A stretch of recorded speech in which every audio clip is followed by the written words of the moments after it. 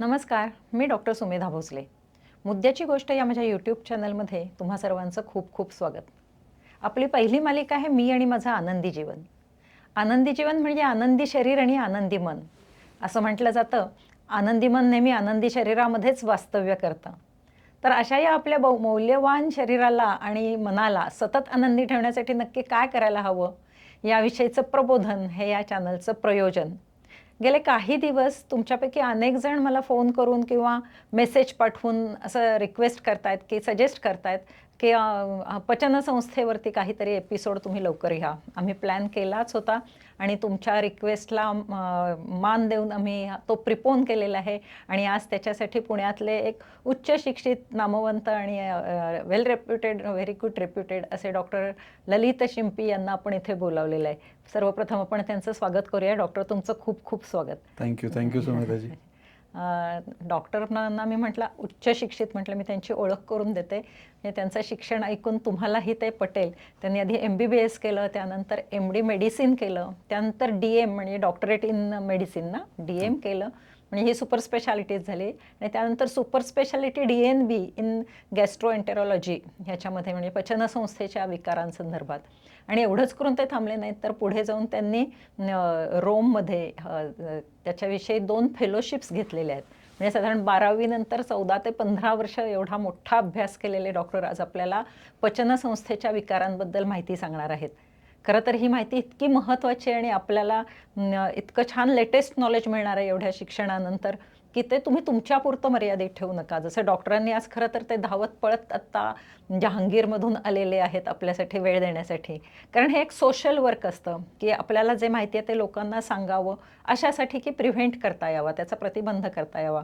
तसंच तुम्हीही असा मनात विचार ठेवावा, की ही मिळालेली जी माहिती आहे ती खूप मौल्यवान आहे. ती फक्त आपल्यापुरती न ठेवता जास्तीत जास्त लोकांपर्यंत पोहोचली पाहिजे. त्यामुळे व्हिडिओ शेअर करा, लाईक करा आणि सबस्क्राईब करा. डॉक्टर, आता आपण चर्चेला सुरुवात करूया. हो. पचनसंस्थेचे कोणते असे आता सध्या विकार आहेत की लोकांना ते खूप त्रस्त करतायत, महत्त्वाचे असे? तसे पचनसंस्थेचे अनेक प्रॉब्लेम्स असतात जे घेऊन आमच्याकडे पेशंट्स येतात. सो जनरली OPD प्रॅक्टिस आपण बघितली आउटपेशंट, तर क्लिनिकमध्ये येणाऱ्या पेशंट्समध्ये जास्त करून इंडायजेशन किंवा आपण त्याला डिस्पेप्सिया म्हणू, गॅसेसचा त्रास असतो लोकांना, ॲसिड रिफ्लक्स किंवा छातीत जळजळणं, ॲसिडिटी होणे आणि त्याच्याशी रिलेटेड जे काही सिम्पटम्स ते असतात. बरेचसे लोक पोटदुखीचे किंवा शौचाला होणाऱ्या प्रॉब्लेम्स घेऊन आपल्याकडे येतात. पोटदुखीची अनेक कारणं असतील ना? सो पोटदुखीचे अनेक कारणं असतात. त्यामध्ये ऑफकोर्स कॉमनली एक आजार आपल्याला आता स्पेशली यंग लोकांमध्ये दिसतो, ज्याला इरिटेबल बाउल सिंड्रोम म्हणतात किंवा IBS म्हणतात. हो हो. सो तो एक आजार असतो ज्यांनी अनेक लोक ग्रस्त असतात आणि फार सिरियस आजार नसतो. मे बी आपण त्याच्याबद्दलही थोडंसं नंतर हो बोलूयात. हो. पण त्रास देणारा, इरिटेट करणाराच आहे इरिटेट तो. करणारा, असं म्हणून त्याला इरिटेबल बाउल म्हणतात.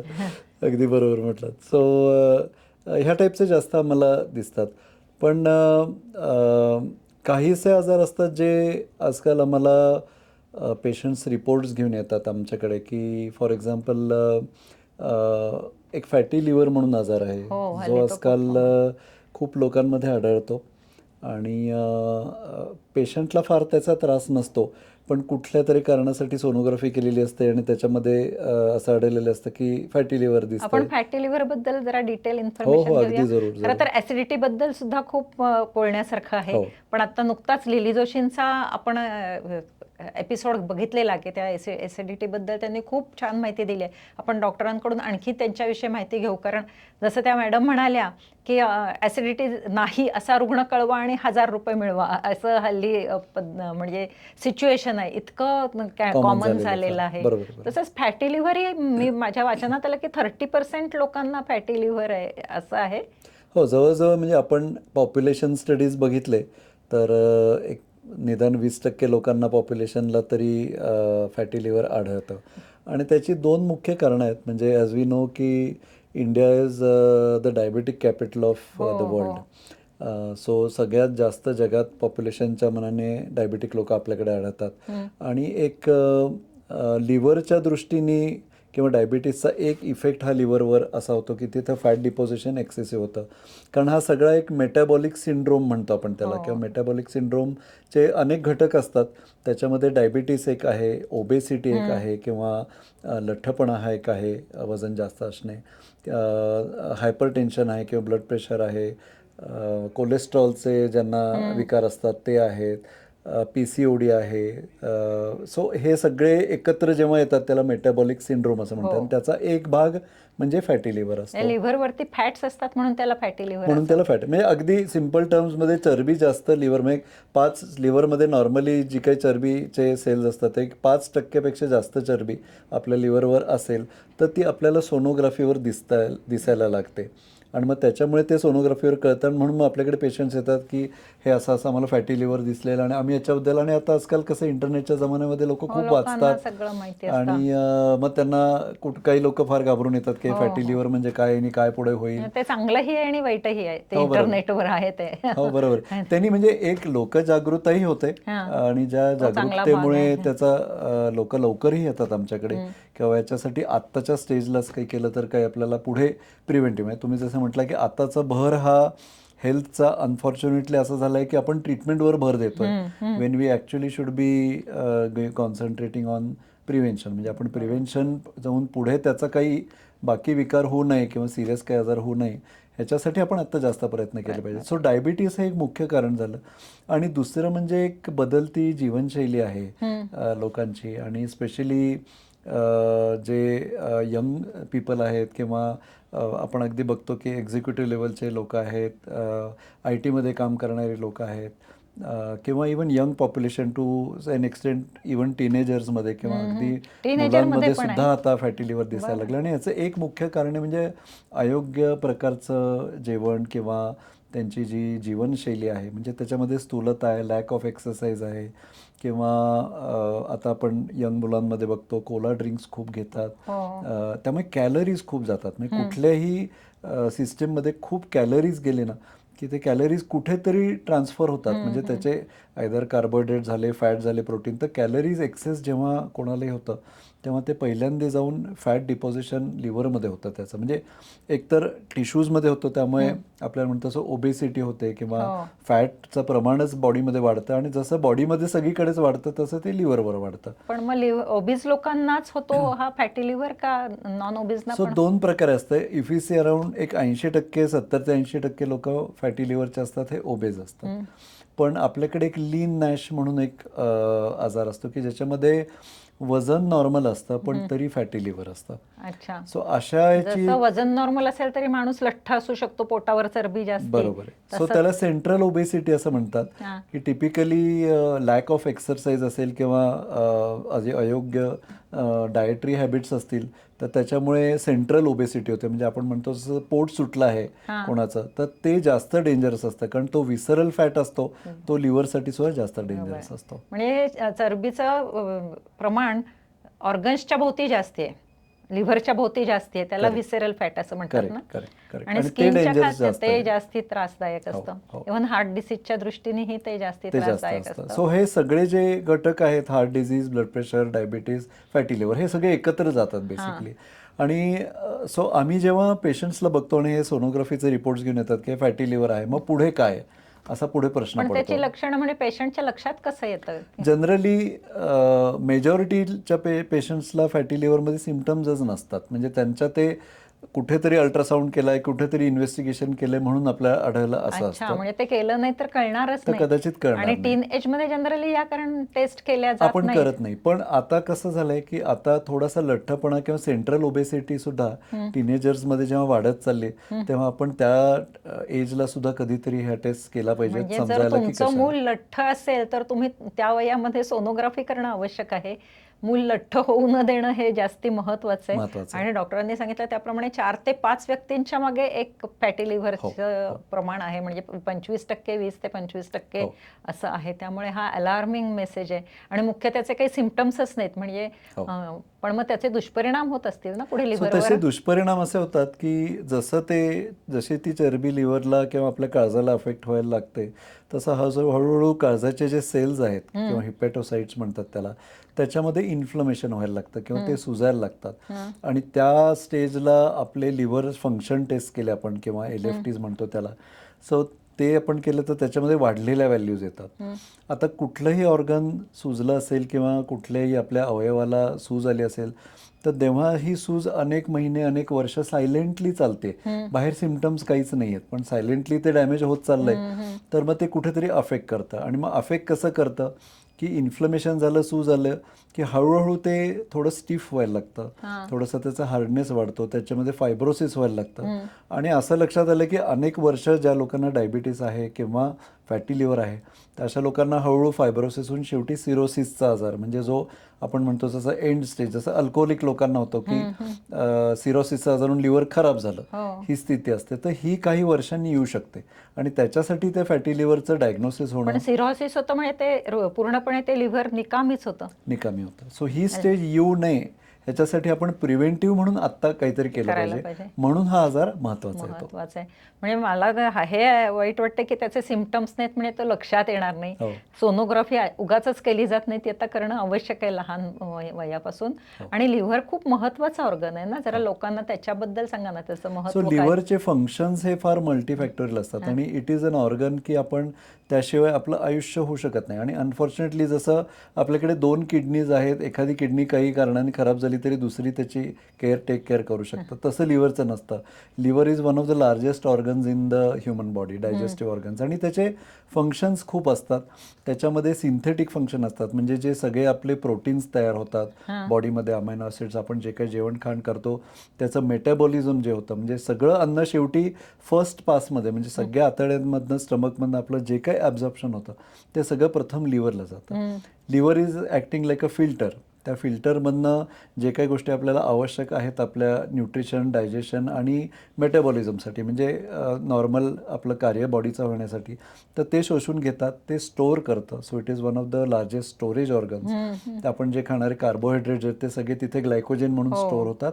आणि मग जसं जसं आपल्याला त्याची गरज पडते तसे ते रिलीज करत राहतात. सो एक तर मेटाबॉलिझम म्हणजे सगळ्या आपण अन्न घेतो त्या सगळ्या घटकांचं स्टोरेज, मेटाबॉलिझम.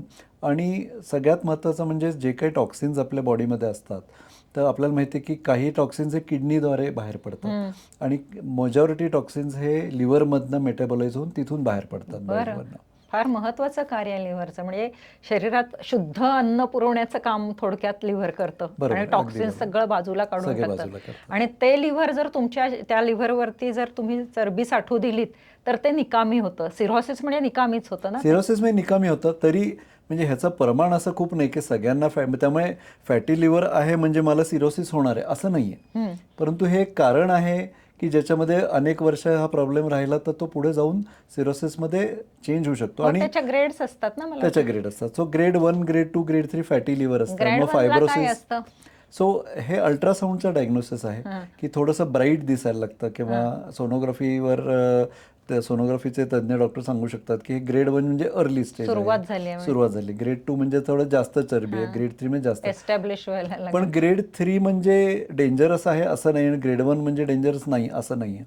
कारण मूळ सिरोसिसमध्ये जेव्हा त्याचं कन्व्हर्जन होतं अनेक वर्षांनी, ते त्याच्या ग्रेड ऑफ फॅटी लिव्हरवर फार निर्भर नसतं, पण ग्रेड ऑफ इन्फ्लमेशनवर असतं. म्हणजे किती सूज त्या लिव्हरवर येते फॅटमुळे त्याच्यावर ते निर्भर. म्हणजे फॅट तिथे स्टोअर झाले की सूज यायला लागते. बरोबर. आणि ती सूज जशी जशी वाढते तसं तसं ते निकामी होतं. होतं. फायब्रोसिस होतं म्हणजे तो कडक व्हायला लागतो भाग. आणि सिरोसिस झाल्यावर पूर्णच डॅमेज झालेलं असतं. डॅमेज झालेलं असतं. म्हणजे लिव्हरचं फंक्शनच धोक्यात आलेलं असतं बऱ्यापैकी.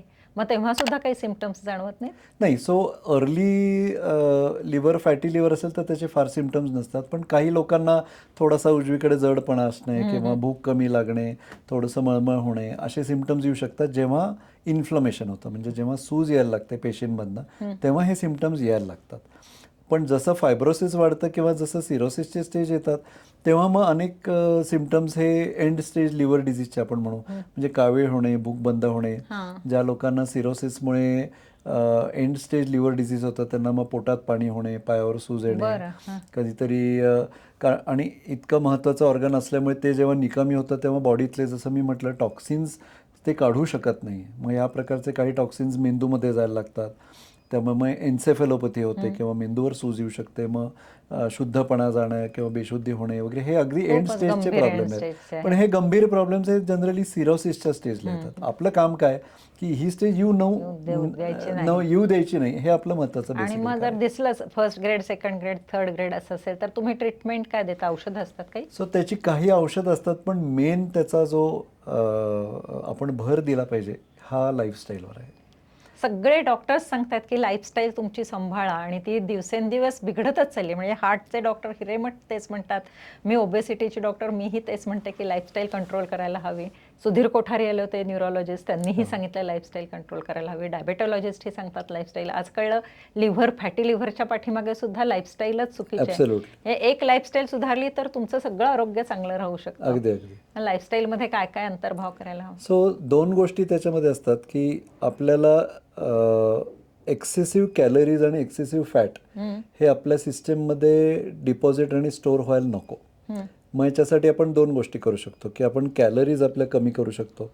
तर त्यामुळे आपण जे खूप आपण म्हणतो हाय फॅटी फूड्स आहेत किंवा हाय कॅलरी फूड्स आहेत, म्हणजे आपल्याला असं वाटतं की फॅट खाल्लं तर किंवा आपण तेल तूप कमी केलं तर सगळं ओके होईल. तर असं नाही आहे, कारण कॅलरीज हे बाकीच्या गोष्टीतनं सुद्धा खूप येतात. हाय कार्बोहायड्रेट्स म्हणजे तुम्ही हाय कॅलरी फूड स्टफ्स घेतले, खूप स्वीट गोष्टी खाल्ल्या, स्ट्रीट फूड खाल्लं, ह्याच्यामध्ये सगळ्यामध्ये कॅलरीज आहेत इव्हन शेवटी. एक्स्ट्रा प्रोटीन्स घेतले तरी त्याचं शेवटी एक्स्ट्रा असेल तर त्याचं फॅट्समध्येच नंतर रूपांतर हो, होणार. So fat is basically a storage. Out of ते 3 घटक आहेत त्याच्यामध्ये फॅट हे आपल्यासाठी स्टोरेजसाठी असतं. सो कुठल्याही प्रकारचे एक्सेसिव्ह कॅलरीज आपण अवॉइड केल्या आणि आपला कॅलरी कंट्रोल जरा व्यवस्थित ठेवला ना तर हा एक प्रकार आहे की ज्याने आपण ते फॅट डिपॉझिशन कमी करू शकतो. दुसरा म्हणजे त्याच्यामध्ये आपण कॅलरीज बर्न करायच्या, म्हणजे आपण जे काही खातो आहे ते आपण बर्न करत राहिलो, आपण व्यायाम केला नियमितपणे तर ते बर्न होतात, मग ते स्टोअर होत नाही. त्यामुळे आपला मेन उद्देश हे स्टोअर नाही व्हायला पाहिजे. आयदर तुम्ही बर्न करा आणि इन ॲडिशन तुम्ही कॅलरीचा इंटेक कमी करा, पण बर्न करणं हे नेहमीच चांगलं. कारण हे सगळे जे घटक आहेत, बी पी आहे, हार्ट प्रॉब्लेम्स आहेत, डायबिटीस आहे, fatty liver, if you are able to improve your metabolism मग हे सगळेच टेक केअर होतात. आणि the best way to do it, कारण हे सगळे एक इन्शुलिन रेझिस्टन्स म्हणतात त्याला, या इन्शुलिन रेझिस्टन्सवर हे सगळे घटक डिपेंडेंट असतात. आपल्याला माहिती आहे की डायबिटीस म्हणजे इन्शुलिन रेझिस्टन्स जेव्हा वाढतो तेव्हा डायबिटीस होतो.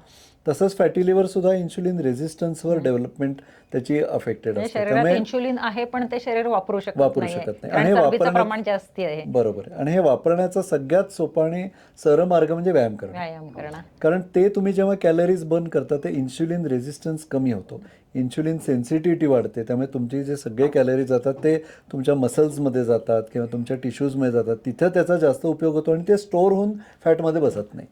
ते लिव्हर डिटॉक्स करण्यासाठी वगैरे काही डाएट सांगतात वगैरे, ते काही त्याच्यात तथ्य असतं? लिव्हर डिटॉक्स डाएट्समध्ये मोस्टली अँटीऑक्सिडंट ज्या गोष्टींमध्ये असतात तर those are useful. Coffee and caffeine is suppose to be useful for as an antioxidant to the liver. Antioxidant किती घ्यावी कॉफी दिवसभरात? तरी जनरली माझ्या मते एखादी कॉफी, आणि what is recommended may be is black coffee, so that calories तुम्ही फार युजअप फार पुन्हा त्यात दूध साखर घेऊन काही हां, उपयोग? म्हणजे दूध साखर घालून मग आपण ती प्यायली तर त्याचा खरा उपयोग येते. So black coffee is said to be protective for the liver, for fatty liver. पण एखादी किंवा दुसरी बस, म्हणजे सकाळी एखादी किंवा संध्याकाळी एखादी कप घेतला तर ते पुरे झालं. चांगलं झालं. म्हणजे हा सोपा उपाय आहे. सगळ्यात महत्त्वाचा म्हणजे लाईफस्टाईल. आणि मी नेहमी तुम्हाला सांगत असते प्रत्येक ह्याच्यामध्ये की डाएट प्लॅन करताना बॅलन्स्ड असू दे, न्यूट्रिशियस असू दे, इंटरेस्टिंग असू दे, संशस असू दे, पण लो कॅल असू दे, आणि कॅलरी इंटेकवरती विचार करायला हवा. आणि व्यायाम करा, डॉक्टरही सांगतायत. त्यामुळे व्यायाम सगळ्यांनी आपण चालू केला नसेल तर चालू करूया. आणि मुख्य म्हणजे 1 तास व्यायाम करून भागणार नाही आहे. दिवसभरही ॲक्टिव्ह लाईफस्टाईल असायला हवी की मी 1 तास जिम केली आणि निवांत राहिलो तर त्याचा उपयोग नाही ना. हो, कसं आहे त्याला मग ते एक आपण म्हणतो ना की नॉन एक्सरसाइज फिजिकल ॲक्टिव्हिटी हां. नेपा म्हणतात त्याला. हां. म्हणजे आपण अगदी लहान लहान गोष्टी आहेत की आपण 2 मजले लिफ्टनी जायच्याऐवजी 2 मजले चढत गेलो तर चालतं. आपण कुठून तरी जवळ डिस्टन्समध्ये आपल्याला सामान आणायला जायचं आहे, भाजी आणायला जायची आहे, ब्रेड आणायला जायचं आहे, तर मग आपण स्कूटर काढून जाण्यापेक्षा चालत जावं. हां. So these are simple ways in Simple which you can, activities. They are non exercise. म्हणजे तुम्ही एक्सरसाइजच्या उद्देशाने ते करत नाही आहात, पण तरी ती नॉन एक्सरसाइजची आपण थोडी सवय बॉडीला लावली तर त्यांनी कॅलरीज बर्न होतात. आणि एक्सरसाइज म्हटलं तर तुम्ही म्हटलं तसं एखादाच तास कधीतरी आपण आठवड्यातनं केलं तर त्याचा उपयोग नाही आहे. So minimum of recommended exercise is 3 hours, at least 3 hours in a week of regular और इंटेन्स एक्सरसाइज. तेवढं तुम्ही केलं करायला हवं. तर मग त्याचा उपयोग खरा होतो. बरोबर. आणि मग मेडिसिन्स पण असतात ना याच्यावरती? So fatty liver has medicines, पण मेडिसिन्सचा उपयोग हा जेव्हा इन्फ्लमेशन व्हायला लागतं किंवा लिव्हरचे सेल्स सुजायला लागतात आणि त्याच्या लिव्हर फंक्शन टेस्टमधले काही घटक वाढायला लागतात, तेव्हा त्याचा खरा उपयोग होतो. पण दुसरे टाईप ऑफ मेडिसिन्स जे मेटाबॉलिझम आपली इम्प्रूव्ह करतात, ह्यांनाही आता हळूहळू थोडासा रोल यायला लागला आहे. बरं. आणि म्हणजे ते ओझेम्पिक किंवा आता मॉन्जेरो, म्हणजे मला औषधाची नावं नाही यायची, हो. पण GLP-1 GLP-1 किंवा agonist. GIP जी आहेत, हो. ती औषधं जास्ती उपयुक्त आहेत याच्यासाठी? हो. So they are one class of agents which are useful for fatty liver. आणि स्पेशली ज्या लोकांना ओबेसिटी आहे, डायबिटीस आहे, कोलेस्ट्रॉलचे प्रॉब्लेम्स आहेत आणि फॅटी लिव्हर, हे सगळंच ज्यांना जो स्पेक्ट्रम असतो त्यांना ते जास्त उपयोगी. कारण तुम्ही ओझेम्पिक किंवा मोंजारो किंवा तुम्ही म्हटलेत तसे 1-2 ब्रँड्स आहेत, तर these are medications which improve metabolism, which improve insulin sensitivity. So they are reversing the metabolic problem. म्हणजे जो आपल्याकडे प्रॉब्लेम होतोय तो रिव्हर्स करण्यासाठीचे औषध आहेत, पण त्याचा दुरुपयोगही होऊ नये अशी माझी. कारण बेसिकली त्याचे साईड इफेक्ट्स खूप सिरियस आहेत. हो. सो कसं आहे, साईड इफेक्ट्सचा आपण मनात ठेवलेच पाहिजे, पण शेवटी त्याचं इंडिकेशन हे फार स्पेसिफिक लोकांमध्ये आणि स्पेसिफिक पेशंट्समध्ये आहे. त्यामुळे त्या पेशंट्समध्येच त्याचा वापर करावा. अगदी सगळ्यांनी सर्रास आणि कारण ओझेम्पिकचं असं झालेलं नाही की आता सगळ्यांनाच एवढं माहिती सगळ्याकडे, पडलेलं आहे आणि हो. इंटरनेटवर आहे आणि हे कोणतरी बॉलिवूड स्टार्स ते घेतात आणि त्यांचं वजन 20 किलोनी कमी झाल्यामुळे लोकांना अगदी वाटतं की आता आपण व्यायाम सोडला तरी चालेल, आपण नुसतं ओझेम्पिक घेऊ. असं नाही आहे. असं नाहीये. ओझेम्पिक आणि ते मॉन्जेरो घेतलं तरी लाईफस्टाईल सुधारायलाच लागते. तरच कारण फायदा होतो. शेवटी काय, ह्याचं लिमिटेशन असं आहे की तुम्ही ओझेम्पिक किंवा कुठलेही या टाईपचे GLP-1 ॲगॉनिस्ट घेतले ना, तरी त्याचा इफेक्ट हा जोपर्यंत तुम्ही ते घेता आहेत तोपर्यंतच होणार. The moment you stop it, it is going to rebound आणि तुमचं वजन परत जे आहे तेच होणार आहे किंवा तिथपर्यंत हा वाढायला खूप लागणार आहे. महत्वाचा मेसेज आहे. हा सगळ्यांनी लक्षात ठेवायला हवा. खूप छान सांगितलं तुम्ही. मुख्य म्हणजे याच्यावरती माझा एपिसोड येतोय, पण तुमच्या तोंडून ऐकल्यावरती मलाही छान वाटलं की आहे औषध, पण गरज असेल तरच वापरायचं आहे आपल्याला. हो. आणि दुसरं काय, एक्सरसाइज आणि calorie control is a much more better long term solution. कारण ते कन्सिस्टंट राहतं. तुम्हाला व्यायामाची सवय लागली की तुम्ही ती व्यायामाची सवय आपल्या आयुष्यभर चालते. आणि त्याच्या शरीरावर बाकी खूप छान इफेक्ट. हो. आणि ड्रग्स शेवटी तुम्ही काहीतरी करून ते आर्टिफिशियली मेटाबॉलिझम चेंज करताय. त्याचा इफेक्टही तेव्हापर्यंतच राहणार आहे. त्याचे काही साईड इफेक्ट्स आहेत जे ॲक्सेप्टेबल सुद्धा असतात काही, पण काही साईड इफेक्ट्स आहेत ज्याला आपण we should not go into that realm or go into that just because it is available. त्यामुळे आहे औषध म्हणून घ्या असं नाही, आणि ते डॉक्टरांच्या सल्ल्यानेच घ्यायला पाहिजे. हो. हल्ली ब्युटी पार्लर्स मध्ये वगैरे सुद्धा ते दिलं जाते, जिम मध्ये सुद्धा दिलं जाते. So that is not something which is correct. कारण it is like any other medicine. म्हणजे तुम्ही त्याची ॲक्च्युअल खरी माहिती, त्याचे इंडिकेशन्स काय आहेत, कॉन्ट्रा इंडिकेशन काय आहेत, साईड इफेक्ट्स काय आहेत, मॉनिटरिंग कसं करायचं, हे सगळं आपल्याला माहिती असल्याशिवाय आणि त्याचं ज्ञान असल्याशिवाय it is a prescription medication. त्यामुळे ते अगदी शॉर्टकट म्हणून, म्हणजे मला आता तुम्ही मेन्शन केलं आणि खरंच मला मागच्या 2 आठवड्यापूर्वी असं एक पेशंट आले होते आणि मी त्यांच्याशी बोलत होतो. म्हटलं फॅटी लिव्हरसाठीच आले होते ते पेशंट, आणि ते म्हणत होते मला की नाही असं आहे आणि मी आता ओझेम्पिक वापरतो. मग मी त्यांना विचारलं काय, नाही माझ्या डायटिशियननी सांगितलं मला ओझेम्पिक सुरू करायला. डायटिशियनने नाही सांगायला पाहिजे. So I was shock. मी म्हटलं आता now it is going to that level. So नाही, डायटिशियन तरी काहीतरी सर्टिफिकेशन आहे. मी असं काही ऐकलं की काही ब्युटी पार्लर्समध्ये, काही जिम्स मधले इन्स्ट्रक्टर, फिजिओथेरपिस्ट देतात. त्यामुळे अगदी सगळ्यांनी म्हणजे अगदी उच्च शिक्षित डॉक्टर्स कडून की ज्यांनी MBBS केलेलं आहे, म्हणजे इतर पॅथींच्याकडे सुद्धा जायचं की नाही, हा विचार केला पाहिजे जेव्हा ओझेम्पिक सारखा ड्रग घेत असाल तर.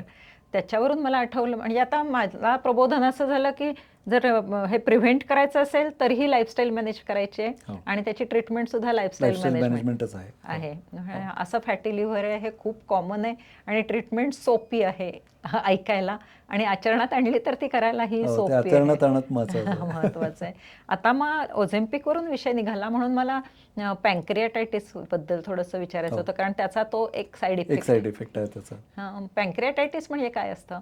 पॅन्क्रियाटायटिस म्हणजे पॅन्क्रियाज हे किंवा स्वादुपिंड ही जी आपली ग्रंथी हो, असते हो. ही आपल्या आतड्याच्या पहिल्या भागाच्या सी पोर्शनच्या मध्ये लोकेटेड असते, Duodenum. वरच्या बाजूला.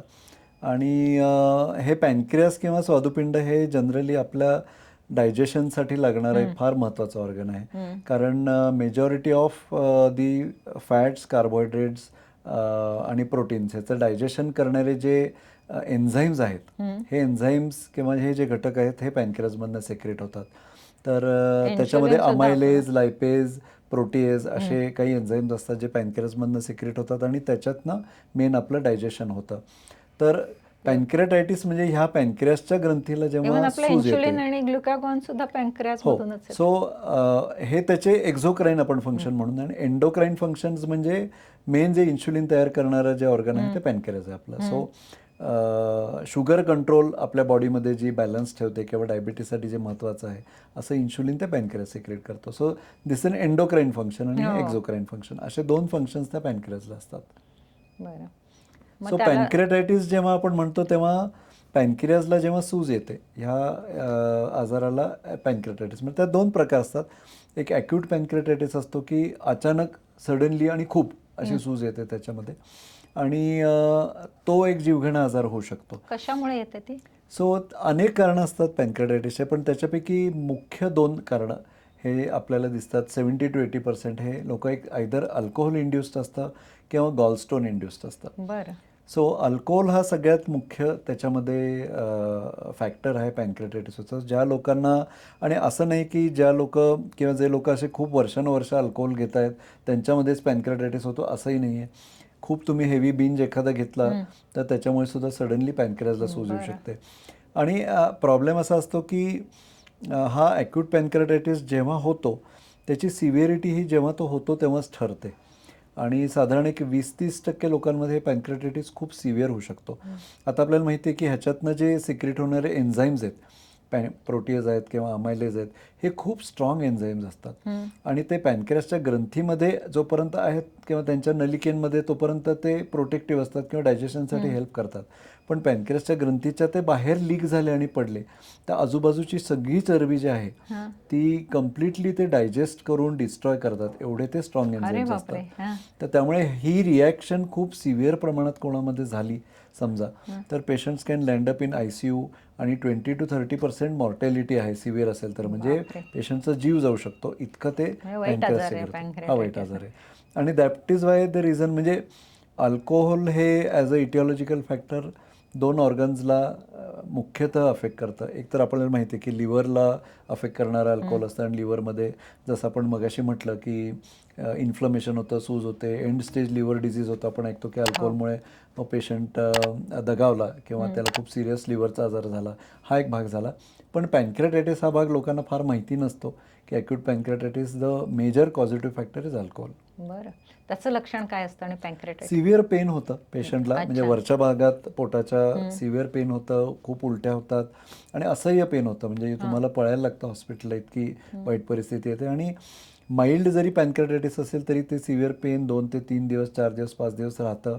त्याच्यामुळे काही काही कॉम्प्लिकेशन्स होऊ शकतात, पाण्याच्या गाठी तयार होऊ शकतात किंवा इंटेस्टाईनचं फंक्शन बंद होऊ शकतं. त्याचा सेप्टिक होऊन नंतर इन्फेक्शन ब्लडमध्ये सगळं पसरू शकतो आणि माणूस दगावू शकतो. सो इतक्या सिरियस प्रमाणामध्ये ते होऊ शकतं. पण जरी माइल्ड असेल तरी मेन सिम्पटम्स हे सिव्हिअर पेन, म्हणजे आपल्याला अल्कोहोलची बिंज घेतली आपण किंवा अल्कोहोलचं सेवन केलं, कदाचित जास्त प्रमाणात झालं आणि तुमच्या पोटात खूप दुखायला लागलं तर you should visit a physician, की आयदर एक तर सिव्हिअर ॲसिडिटी झाली आणि गॅस्ट्रायटिस झालेला आहे तसंही असू शकतं, पण पॅन्क्रियाटायटिसची सुद्धा एक पॉसिबिलिटी असते. आणि दीर्घकाळ चालणारा पॅन्क्रियाटायटिस म्हणजे क्रॉनिक जर पॅन्क्रियाटायटिस असेल तर त्याचं काय लक्षण असतं? त्याचे जनरली लक्षणं हे क्रॉनिक पेन म्हणून होतं. म्हणजे मोस्टली पॅन्क्रियाटायटिसचे पेशंट्स येतात क्रॉनिक पॅन्क्रियाटायटिस, त्यांच्यामध्ये 3 मेन सिम्पटम्स असतात. एक तर त्याचं एक्झोक्राईन म्हणजे डायजेस्टिव्ह फंक्शन असल्यामुळे पॅनक्रियास खूप खराब झालं तर आपलं डायजेशनच होत नाही.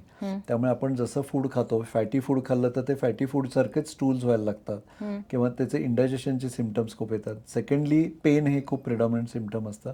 आणि तिसरं लोकांना डायबिटीस होतो. कारण पॅनक्रियाचं फंक्शन गेलं आणि इन्शुलिन कमी झालं की मग डायबिटीस होऊ शकतो. हा सेकंडरी डायबिटीस असतो, नॉर्मली दिसणारा डायबिटीस नाही आहे, पण हा secondary diabetes can happen because of chronic pancreatitis. पण मुख्यतः क्रॉनिक पॅनक्रियाटायटिस हा पेन म्हणून आमच्याकडे येतात. क्रॉनिक पेन किंवा 2 वर्ष झाले, 3 वर्ष झाले, दर 2 महिन्याला किंवा दर 15 दिवसाला मला पोटात दुखतंय आणि ते जातच नाही आहे. बरेचसे तपास झाले, त्याच्यात कळलं नाही पॅनक्रियाचा प्रॉब्लेम आहे. सो त्याच्यामुळे ते होतात. अच्छा. आणि त्याचं डायग्नोसिस जनरली सोनोग्राफीवर होतं. क्रॉनिक पॅनक्रियाटायटिसमध्ये good ultrasound will tell us की पॅनक्रियास खराब झाले. त्याच्यात कॅल्सिफिकेशन दिसायला लागतात, स्टोन्स तयार होतात, त्याचे फंक्शन्स कमी होतात. मग काही ब्लड टेस्ट असतात ज्याच्यामधनं आपल्याला लक्षात येऊ शकतं की हे पॅनक्रियासचा प्रॉब्लेम आहे. पॅनक्रियाला खाऊन टाकतात वगैरे असं म्हणतात, किंवा त्याचा साईज कमी होतो, असं काही होतं? सो पॅनक्रियाज ॲट्रोफी होऊन जातं, ॲट्रोफी म्हणजे त्याची साईज कमी होते, त्याचं फंक्शन कमी होतं.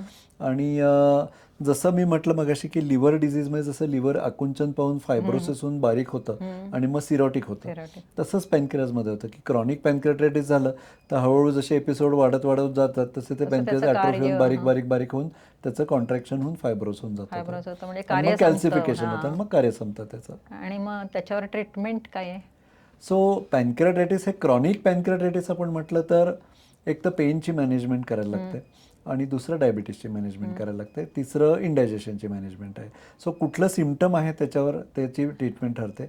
पण आजकाल आम्ही पॅनक्रियाटायटिसच्या पेशंट्सला, स्पेशली ज्यांना खडे होतात पॅनक्रियाजमध्ये क्रॉनिक पॅनक्रियाटायटिसमुळे आणि रिकरंट पेन म्हणून येतात, तर अशा पेशंट्समध्ये एक आजकालच्या म्हणजे गेल्या काही वर्षांमध्ये ट्रीटमेंट आपल्याकडे आली आहे की ज्याला आपण एंडोस्कोपिक ट्रीटमेंट करतो. म्हणजे आधी ते जे खडे असतात ते आपल्याला लिथोट्रिप्सी किंवा जसे युरिनचे स्टोनची लिथोट्रिप्सी करून बाहेरून शॉक देऊन ते फोडतात तसे करतो आपण. आणि मग नंतर जी नलिका ब्लॉक झालेली असते पॅनक्रियासची किंवा जिथे खड्यांनी ती चोक झालेली असते, मग त्याला आपण ओपन करून एंडोस्कोपीद्वारे त्याचा आपण तिथे स्टेंट्स ठेवू शकतो किंवा प्लॅस्टिकच्या ट्यूब्स ठेवू शकतो की जेणेकरून ते ड्रेनेज सुरू होतं आणि मग पेन जातं. सो ही थोडीशी मॉडर्न कार्यपद्धतीची ट्रीटमेंट आहे जी आता झालेली आहे आणि त्या प्रोसिजरला आम्ही ERCP असं म्हणतो, एंडोस्कोपिक रेट्रोग्रेड कोलॅंजिओपॅनक्रियाटोग्राफी. आपल्याला एंडोस्कोपीच्या याचा यूजबद्दल आणि त्याच्या मॉडर्न ह्याच्याबद्दल घ्यायचीच आहे माहिती, पण त्याच्या आधी आपण गॉलस्टोन्स बद्दल माहिती घेऊया, कारण तुम्ही म्हणाल ना आता गॉलस्टोन्स झाले तर हो. सो गॉलस्टोन्स हे एक अल्कोहोल, आपण एक म्हटलं अॅक्यूट पॅनक्रियाटायटिसचं घेतलं तर अॅक्यूट पॅनक्रियाटायटिसला अल्कोहोल एक रिस्पॉन्सिबल आहे आणि second most common is gallstones. Gallstone म्हणजे पित्ताशयातले खडे का? बरोबर. सो पित्ताशयातल्या खड्यांना गॉल ब्लॅडर स्टोन्स म्हणतात. सो हे तयार अशामुळे होतात की म्हणजे लिव्हरमधनं येणारे जे कडू पित्त किंवा बाईल असतात ते डायरेक्टली आपल्या इंटेस्टाईनमध्ये येत नाही, कारण ते येत राहिलं तर मग आपण जेवतानाच ते जेव्हा आपल्याला पाहिजे तेव्हाच ते यायला पाहिजे असेल तर ते कुठेतरी स्टोअर व्हायला पाहिजे. तर म्हणून ते लिव्हरमधनं येणारं जे पित्त आहे ते आधी गॉलब्लॅडरमध्ये जाऊन स्टोअर होतं आणि मग तिकडून जेव्हा आपण जेवण करतो तेव्हा आपल्या बॉडीमध्ये काही हॉर्मोन्स असे सिक्रीट होतात की ज्याच्यामुळे त्याला गॉलब्लॅडरला कळतं की आता we need to secrete that bile so that it will digest the fat. Gallbladder म्हणजे पित्ताशय ना? पित्ताशय. सो हे लिव्हरच्या खाली असणारं ऑर्गन असतं. लिव्हरमधनं जे पित्त खाली येतं ते गॉलब्लॅडरमध्ये किंवा या पिशवीमध्ये स्टोअर होतं. जेव्हा आपण जेवण करतो तेव्हा ते कॉन्ट्रॅक्ट होतं फुग्यासारखं. तो कोलॅप्स झाला फुगा की त्याच्या आतलं सगळं जे द्रव आहे ते खाली इंटेस्टाईनमध्ये येतं त्या नलिकेमधनं आणि मग तिथून सगळं फॅटचं डायजेशन जे असतं ते त्या बाईलमधनं होतं.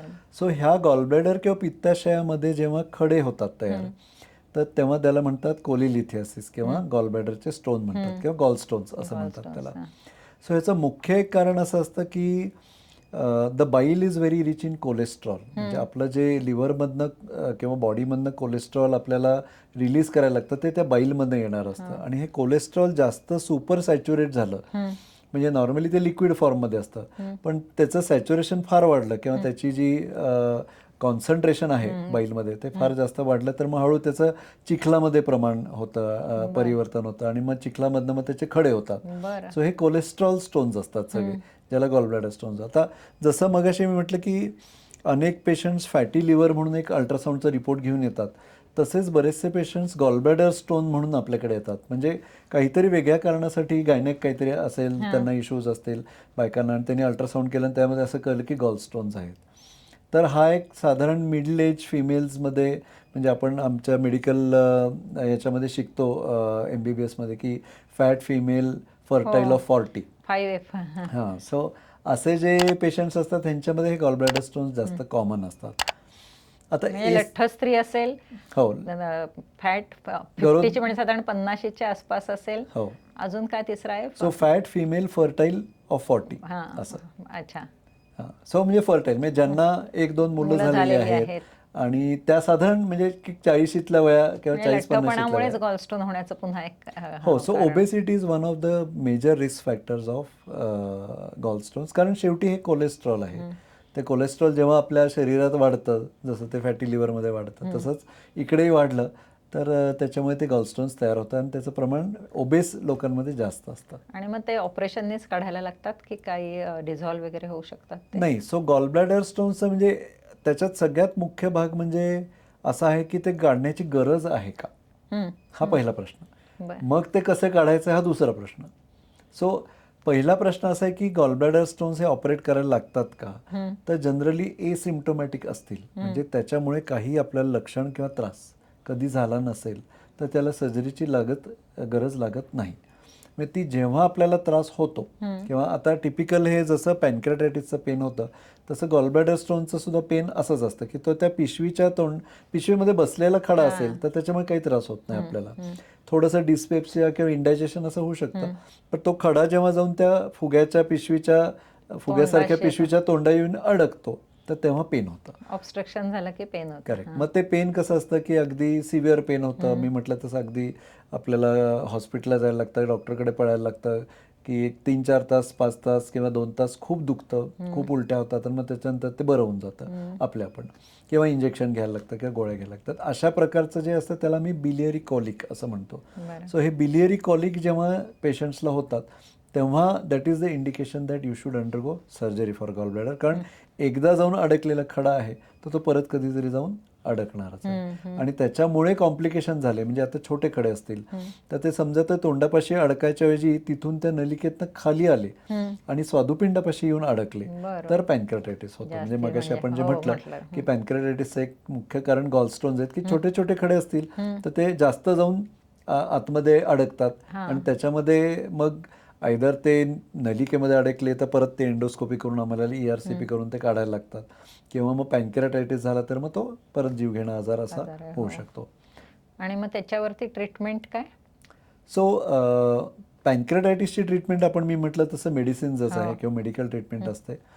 नलिकेमध्ये अडकलेले जे खडे असतात त्याला आम्ही ERCP किंवा एंडोस्कोपी करून आतमध्ये जाऊन त्या नलिकेचं ओपनिंग थोडंसं उघडतो, त्याच्यातले छोटे छोटे बाहेर खडे काढतो आणि मग ते एकदा झालं की मग पित्ताशय, म्हणजे जिथून ते खडे तयार झालेले आहेत त्या मेन ऑर्गनला शेवटी आपल्याला मॅनेज करायचं आहे, तर त्याच्यासाठी मग लॅप्रोस्कोपिक कोलेसिस्टेक्टमी किंवा पित्ताशयाचं ऑपरेशन करायचं आणि पित्ताशय काढायचं, हेच त्याला ट्रीटमेंट आहे. फक्त सगळ्यात महत्त्वाची गोष्ट जी लक्षात यायला पाहिजे की एसिम्प्टोमॅटिक स्टोन्स असतील, काही त्रास नसेल तर काही करायची गरज नाही, घाबरायची गरज नाही आणि परत परत सोनोग्राफी करायची गरज नाही. म्हणजे आमच्याकडे असे अनेक पेशंट येतात की सर ते 4 वर्षापूर्वी आम्ही सोनोग्राफी केली होती, त्याच्यामध्ये 12 मिलीमीटरचा खडा होता आणि मग आम्ही ते दरवर्षी करतोय आणि आता तो 15 मिलीमीटरचा झालाय किंवा 18 मिलीमीटरचा, आता ऑपरेशन करायचं का?